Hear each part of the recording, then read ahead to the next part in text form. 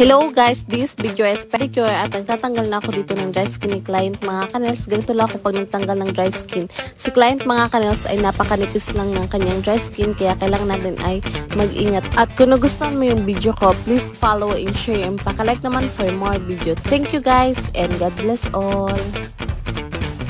Hello guys, ang laki ng anger ni client dito mga kanels dahil napakatagal bago nakapalinis ulit si client dito. Matigas siya mga kanels dahil napakalaki rin ng dry skin nito na nakabaon.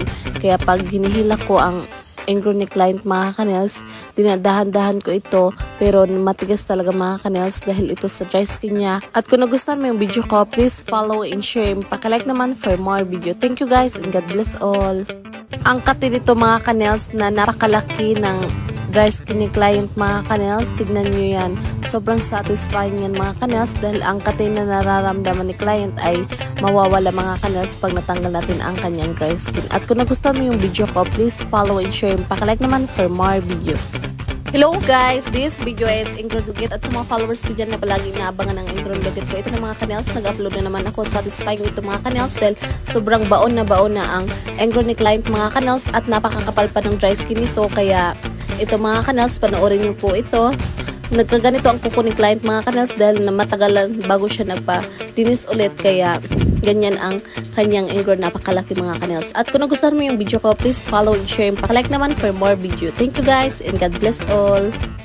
Hello guys, tignan nyo kung gaano ka-satisfying ang ganito kalaki ng dry skin. Tapos nakuha pa natin ito ng buong mga kanels. Tignan nyo mga kanels, napakakati nito pero natanggal natin siya ng buo. At kung nagustuhan mo yung video ko, please follow and share. Pakalike naman for more video. Thank you guys and God bless all.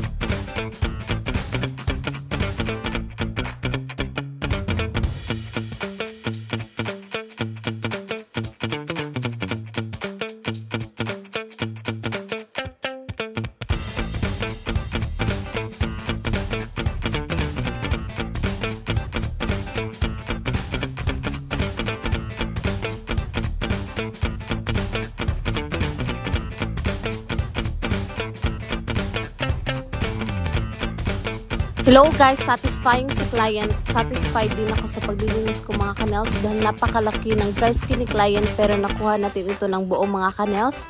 Pag ganito yung linis, tanggal talaga yung mga kati na nararamdaman nyo yung mga kanels. Una is kinakat ko muna ito mga kanels at dahan-dahan ko ito ipopush. Dahan-dahan lang tayo sa pagpupush yung mga kanels. Ingatan natin ang kuko ni client. At pagkatapos yan mga kanels, pag nakuha ko na ang ingron, ay pinupush ko naman yung mga dry skin ni client para yung mga nasa ilalim na dry skin ni client makuha natin ito lahat mga kanels. At kung nagustuhan mo yung video ko, please follow and share. Pakalike naman for more video. Thank you guys and God bless all. Hello guys, this video is dry skin removal at ganito lang ako magtanggal ng mga dry skin mga kanels. Kailangan ay dahan-dahan lang tayo para matanggal natin ang dry skin ni client dahil napakanipis lang ng kanyang dry skin. Konting pagkakamali lang natin mga kanels ay masusugatan natin si client. At kung nagustuhan mo yung video ko, please follow and share. Pakalike naman for more video. Thank you guys and God bless all.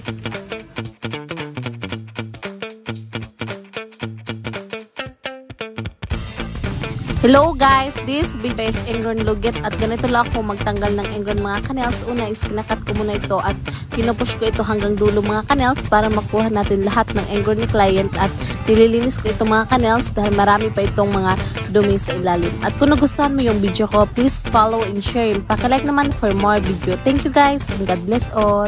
Hello guys, napakalaki ng Ingrid ni client at meron pa itong dry skin mga kanels kaya satisfying ito mga kanels. At ganito lang ako magtanggal. Unes, kinakat ko muna ito at dahan-dahan ko ito ipupush hanggang dulo mga kanels para makuha natin lahat ng mga ingrown ni client. At pagkatapos yan mga kanels, ay hihilahin ko ito ng dahan-dahan para makuha natin lahat ng mga ingrown at saka dry skin ni client. At kung nagustuhan mo yung video ko, please follow and share and paki-like naman for more video. Thank you guys and God bless all!